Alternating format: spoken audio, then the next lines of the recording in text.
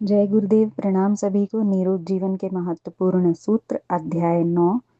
Last अध्याय में हमने पढ़ा था कि मांसाहार हमारे लिए कितना हानिकारक है, इसलिए हमें उसका त्याग कर देना चाहिए। आज हम पढ़ेंगे तंबाकू एक भयानक दुर्व्यसन। नशा करने की दूषित प्रवृत्ति। नशा का अर्थ किसी ऐसी वस्तु का सेवन करना माना जाता है जिससे मनुष्य की स्वाभाविक बुद्धि स्मृति में अंतर पड़कर किसी प्रकार की अस्वाभाविक उत्तेजना उत्पन्न हो जाए, मनोवृत्तियां अस्त व्यस्त होने लगें। यह उत्तेजना तीव्र, मध्यम अथवा मंद कई प्रकार की हो सकती है।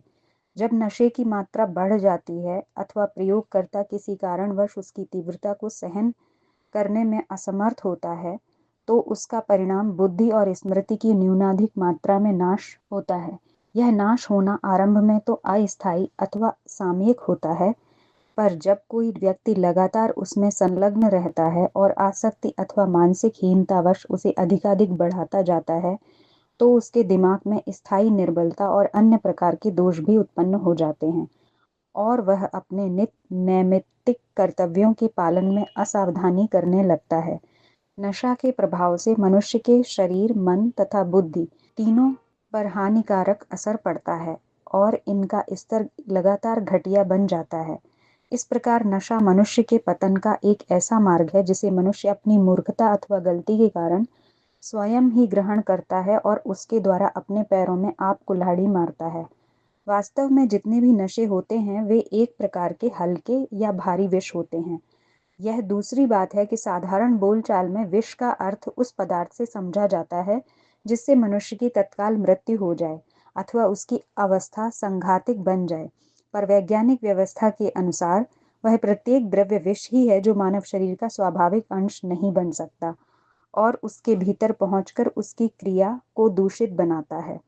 इस दृष्टि से विचार करने पर प्रत्येक नशा के पदार्थ में ऐसे तत्व प्रत्यक्ष रूप में पाए जाते हैं जिनका यदि शुद्ध रूप में प्रयोग किया जाए तो उससे मनुष्य की तत्काल या शीघ्र ही मृत्यु हो सकती है। उदाहरणार्थ, अफीम का सेवन नशा के रूप में आमतौर से किया जाता है। भारत तथा चीन आदि के करोड़ों मनुष्य उसका बड़े शौक से उपयोग करते हैं, पर कितने ही लोग आत्महत्या करने के उद्देश्य से उसे कुछ अधिक परिमाण में खाकर मर भी जाते हैं। शराब में अल्कोहल नाम का तत्व काफी परिमाण में रहता है, जो शरीर के स्नायुओं तथा झिल्लियों को गलाकर शरीर को हानि पहुंचाता रहता है और अधिक परिमाण में शीघ्र ही मृत्यु को समीप ला देता है। बिल्कुल साधारण वस्तु समझी जाने वाली तंबाकू में nicotine, prussic acid, carbon monoxide आदि ऐसे तीव्र विष पाए जाते हैं जिनको यदि पृथक करके कुछ रत्ती या माशे की मात्रा में ही मनुष्य अथवा अन्य कुत्ता, बिल्ली, गाय आदि प्राणियों को दिया जाए तो तत्काल उनकी मृत्यु हो सकती है।